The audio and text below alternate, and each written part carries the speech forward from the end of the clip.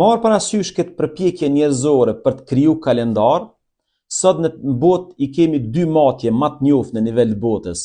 Është kalendari lunar dhe kalendari solar. Dy kalendar të cilët ndërlidhen me lëvizjet e hënës dhe të diellit, po dhe të tokës në raport me diellin. Domethënë, lëvizjet e këtyre tre planeteve brenda sistemit diellor në farforme i krijojnë këto dy kalendare që i njohim ne sot. Është interesant se tokës i duhen 365 ditë 6 orë për ta bënë një xhiro rreth diellit, ndërkaq që në Koranin Fesnik fjala ditë përmenet 365 herë dhe fjala muaj përmenet 12 herë. Me një vërejtje të vogël, marr parasysh atë diskutimin mbrana mendimit islam se fjala muaj në Koran a është për qëllim ky muaj që e njohim ne, apo fjala muaj e shprehur në gjuhën arabe shehr nënkupton shfaqje, paraqitje. Marr parasysh se hëna në raport me diellin prej pikës kur ajo fillon të lëviz deri në pikën tjetër, domethënë brenda një viti bashkohen 12 herë mbrana një pike të njëjtë.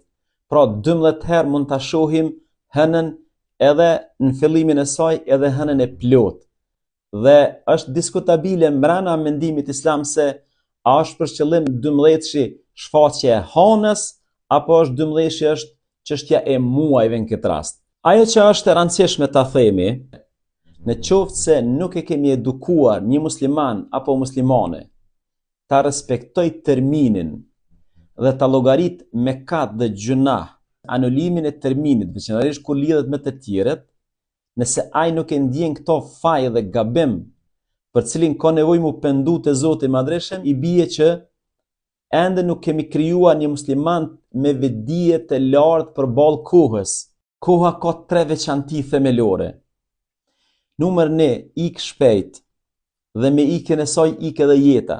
Numër 2, koha është pjesa më e shejtë dhe më e shtrejtë që posedon njeriu. Dhe numër 3, koha nuk zaventësohet.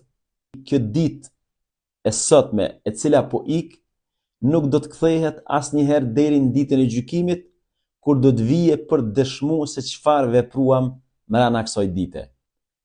Lutem për një vit të bekat 2025.